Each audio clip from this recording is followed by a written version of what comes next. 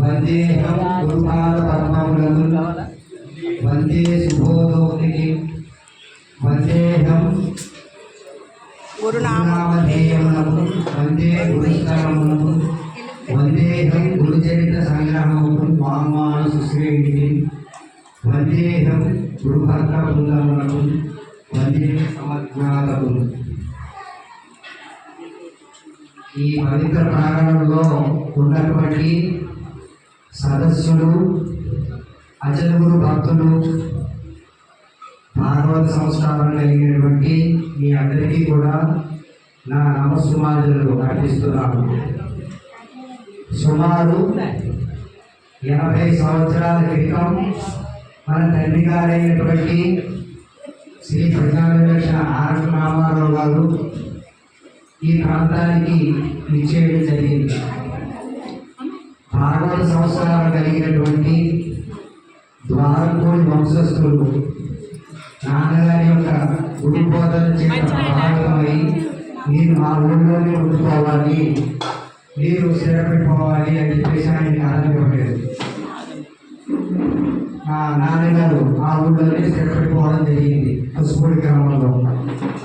అయితే దూరముల నుండి విన్నను చేరుడు సజ్జనుడు గురుని చెంతకు బోధను కోరి అని కందార్థంలో చెప్పినట్టుగా ఈ అంతమూరు వాస్తవ్యులు మన పడాల గోసారెడ్డి గారి తండ్రి గారు, పడాల వెంకటరెడ్డి గారు, వారి తల్లి గారు దూరమ్మ గారు మొట్టమొదటిగా నాన్నగారి దగ్గర మంత్రోపదేశం తీసుకుని మిగతా ఈ చుట్టుపక్కల గ్రామాల్లో సజ్జనులందరికీ కూడా మార్గదర్శకులు అయ్యారు. అయితే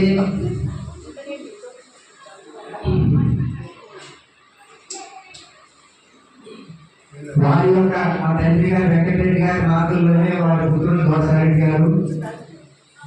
గారి మార్గంలోనే వారి అమ్మాయి శ్రీమతి మా సోదరి మణి పొలం మంగయ్య గారు. ఈ సంస్కారం, ఈ సంస్కృతి ఎక్కడి నుంచి వచ్చింది వీళ్ళకి అంటే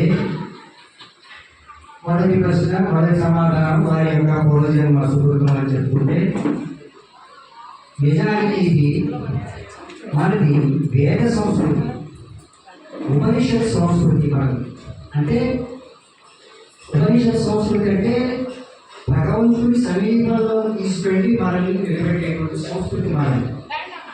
ఈ సంస్కృతి మనకి మహర్షుల ద్వారా వచ్చింది. పూర్వకాలం